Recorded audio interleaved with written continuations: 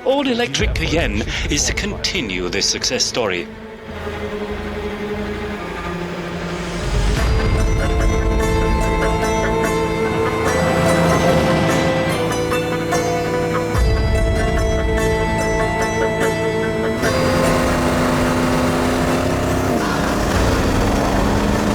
You are watching this because Porsche's Cayenne age is ending soon.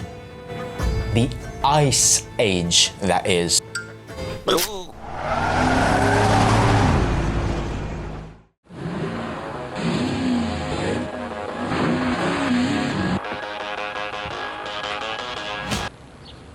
Is that cool or what? Following the tumultuous 1990s, when Porsche had tried everything to keep afloat, the new millennium was finding the Stuttgart manufacturer in a bit of a pickle.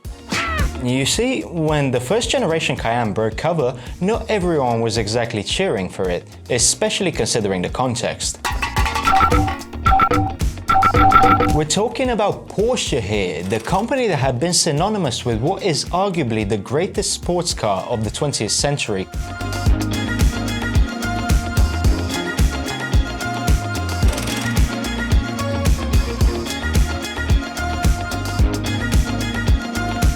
Not bloated SUVs. You have to remember that most of those who booed and splattered angry emojis on every online photo of the Cayenne weren't exactly potential Porsche customers in the first place. Otherwise, how would you explain the huge sales hit of the model as it quickly rose to become the company's best-selling model for the first decade of its existence? Yes, it was Porsche's first SUV, first passenger car with doors for the rear passengers, first V8 powered model since the demise of the 928 in 1995, and first off-road variant vehicle since the Porsche Super and Junior tractors of the 1950s. Developed as a joint venture with longtime collaborator Volkswagen, the Cayenne 955 used a platform that was also underpinning VW's first modern SUV, the Touareg, and Audi's first ever SUV, the Q7. Not many people know this, but the first Cayenne was actually thought of in the 1990s. The original pitch for creating it was shared with the suits at Mercedes-Benz, Porsche's neighboring car maker in Stuttgart. You see, Mercedes already had the M-Class in the pipeline, but that is a story for another time.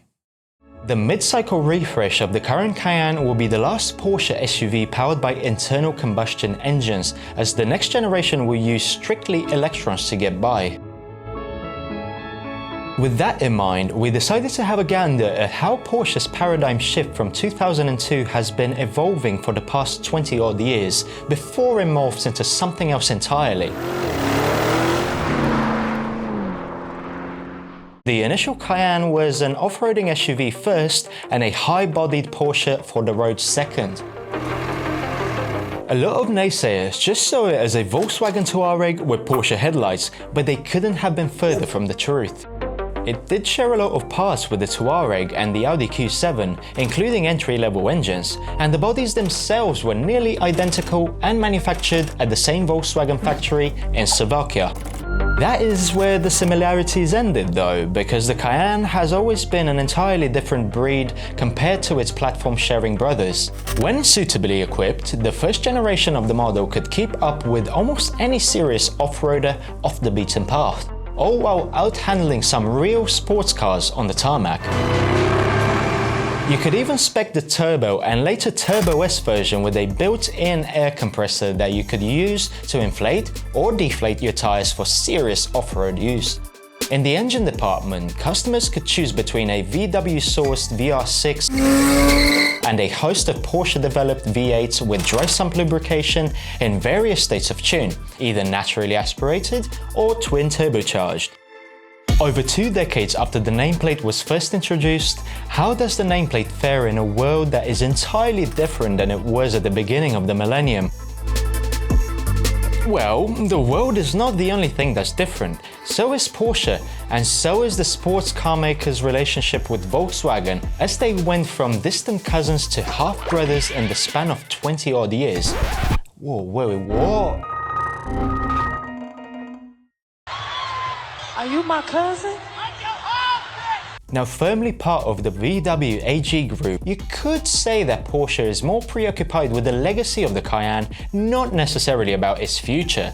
Compared to the first generation, the internally codenamed 9YA generation of the Cayenne is a lot less focused on off-road performance, but a hell of a lot better performing on asphalt.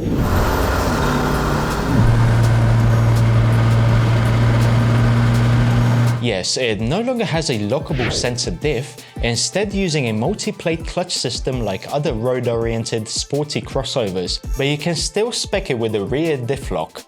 On top of this, its somewhat reduced off-road prowess is also helped by a 3-chamber air suspension that can give it a ground clearance of over 9 inches, a ramp angle of over 21 degrees, and a fording depth of almost 21 inches. Not great, not terrible, especially for an SUV that can hit a top speed of 186 miles per hour in its Turbo GT spec.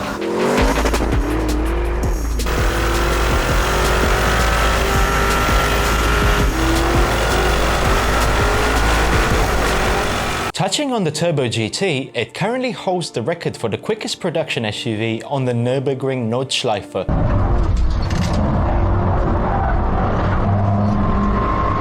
Which is impressive, but something to be expected from the first and only SUV developed by Porsche's GT department.